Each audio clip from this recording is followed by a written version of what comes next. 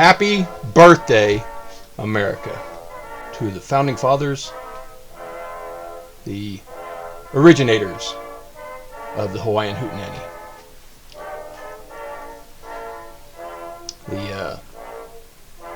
The OGs. I have heard recently that the Declaration of Independence is racist. And to dispel the istophobia, I'm going to read a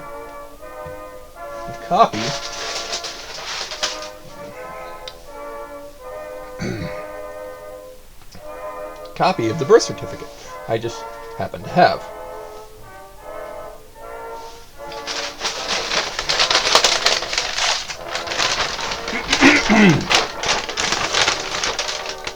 But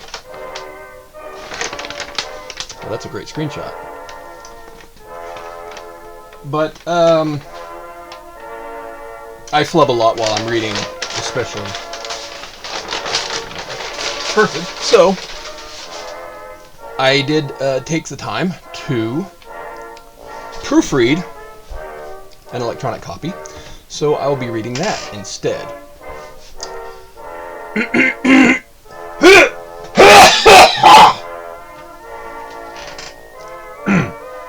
I've got Captain Nichols here. He's going to stand by. So here we go. In Congress, July 4, 1776, the unanimous declaration of the 13 United States of America. I believe that's colonies. Whatever. When in the course of human events it becomes necessary for one people to dissolve the political bands which have connected them with another, and to assume among the powers of the earth the separate and equal station to which the laws of nature and nature's God entitle them, a decent respect to the opinions of mankind requires that they should declare the causes which impel them to the separation. We hold these truths to be self-evident, that all men are created equal, that they are endowed by their Creator with certain unalienable rights. I like unalienable. That among these are life, liberty, and the pursuit of happiness. Life, liberty, pursuit of happiness. Okay.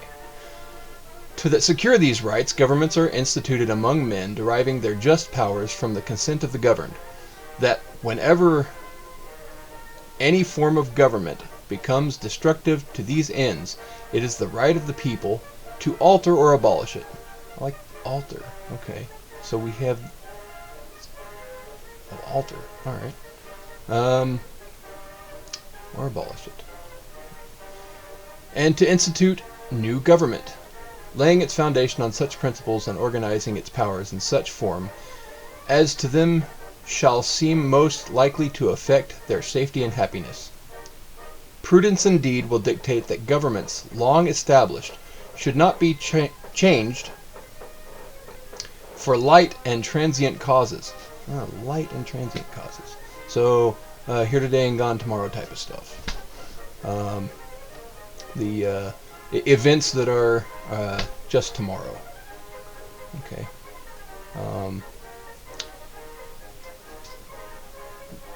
I guess that would be laws that don't really matter. Day to day. And accordingly, all experience hath shown that mankind are more disposed to suffer while evils are sufferable than to right themselves by abolishing the forms to which they are accustomed.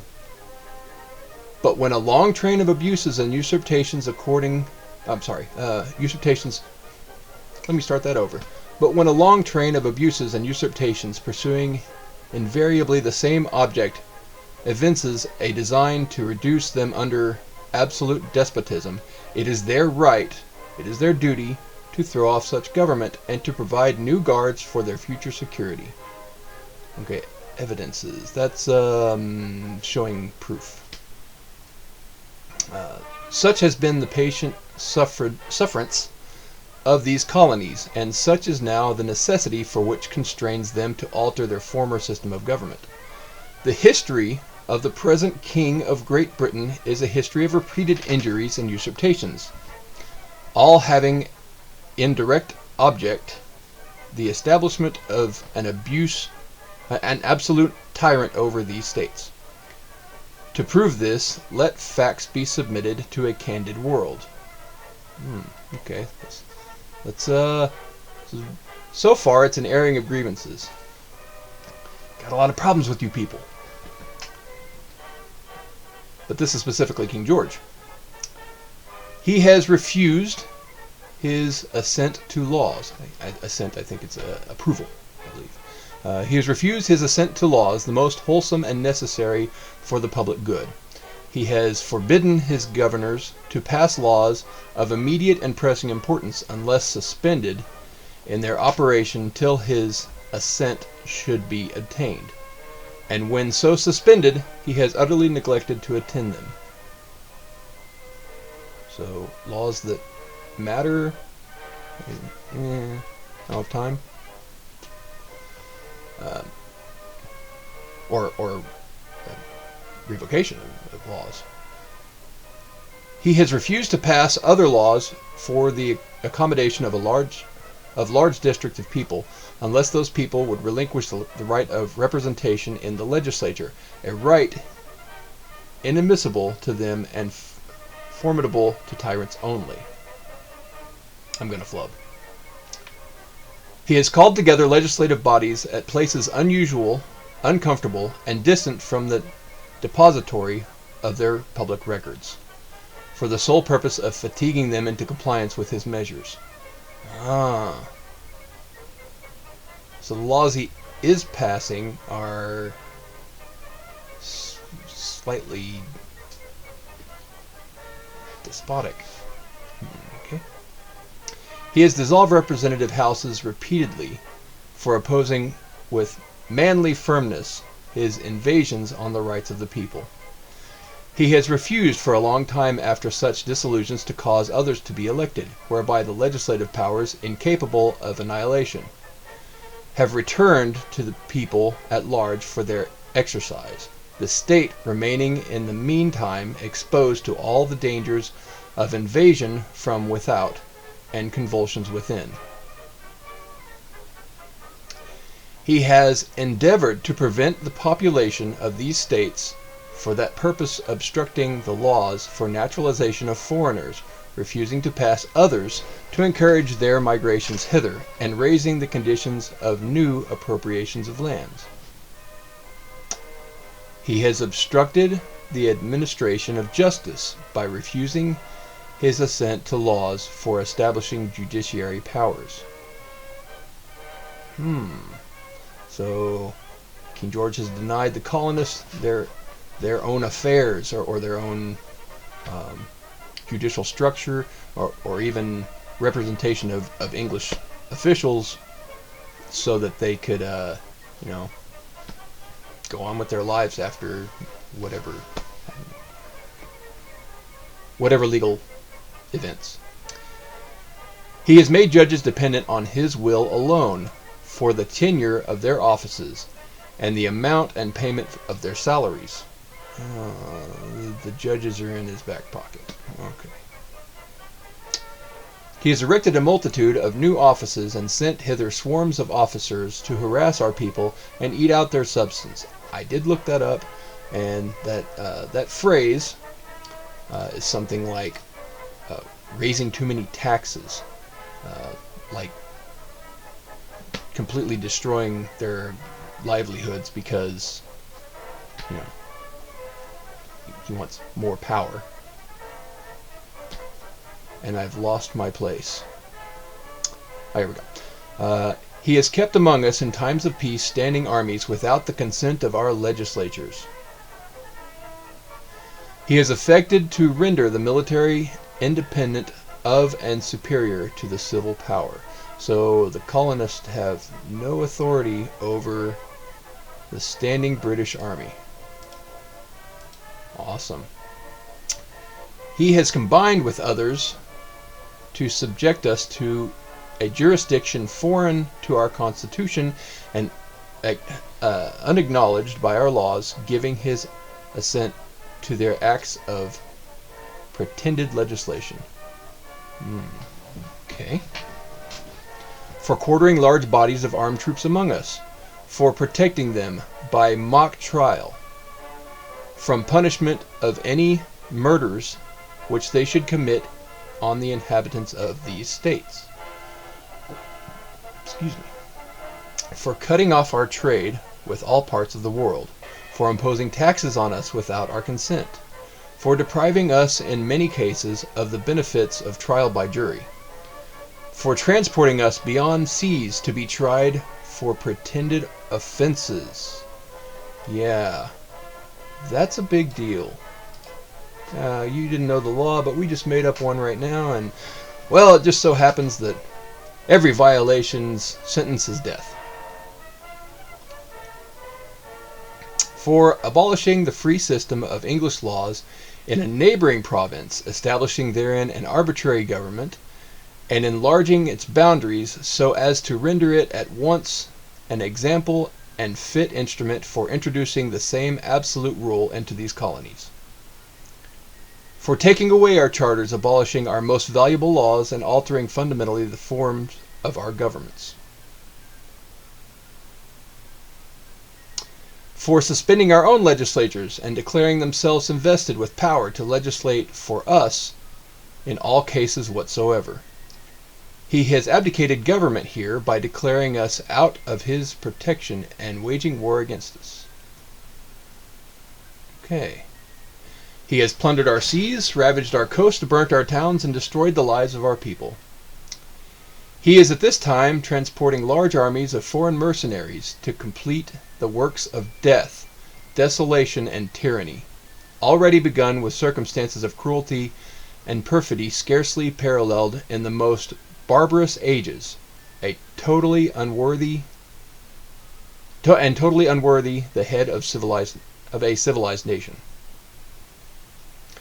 He has constrained our fellow citizens, taken captive on the high seas, to bear arms against their country, to become the executioners of their friends and brethren, or to fall themselves by their hands.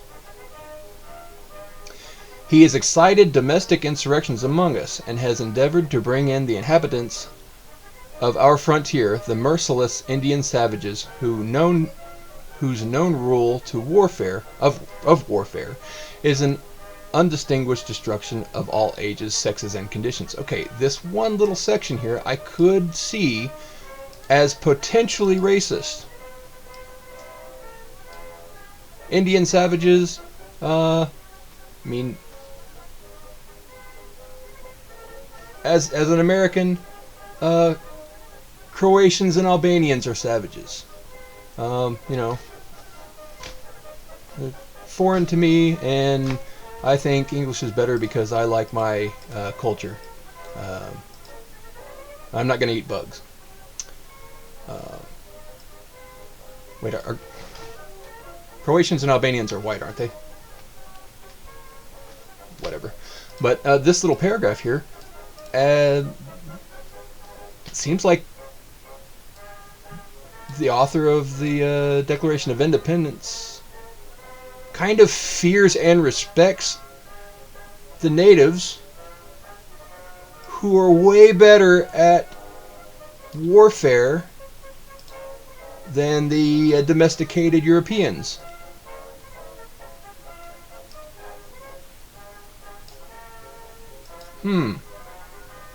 Let's continue.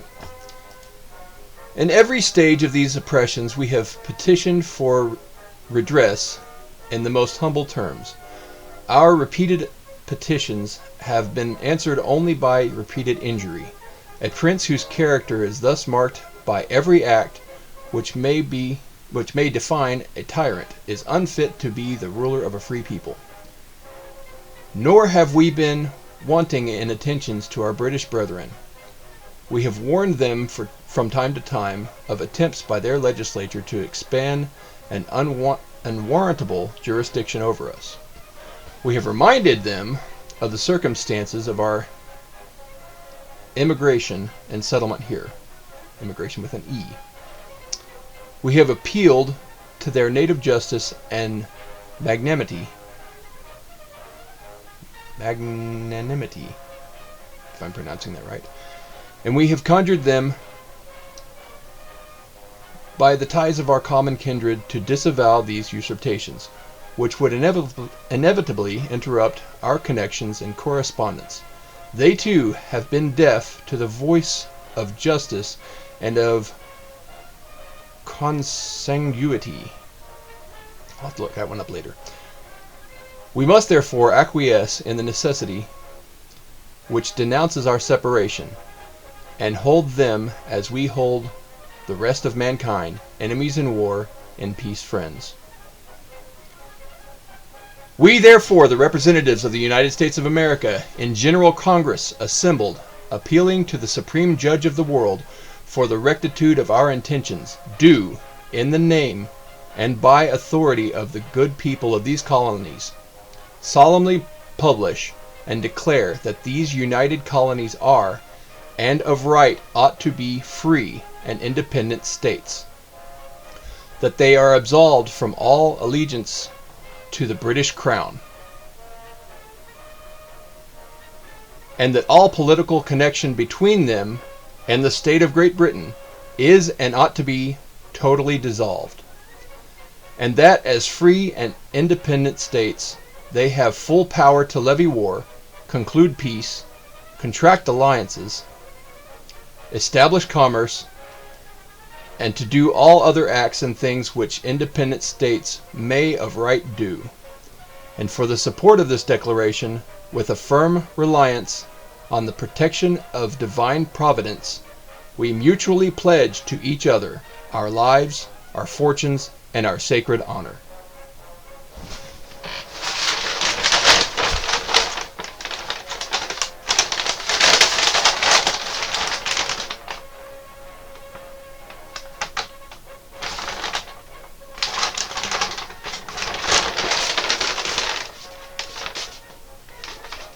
Now, I don't see anything on here that says anything about skin color.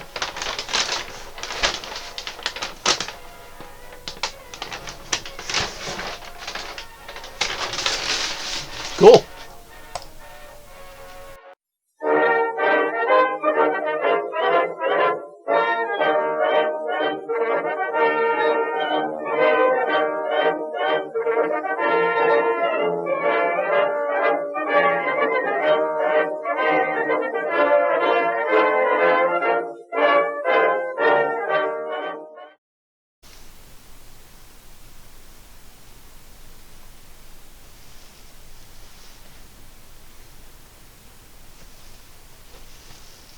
Like Norman Bates.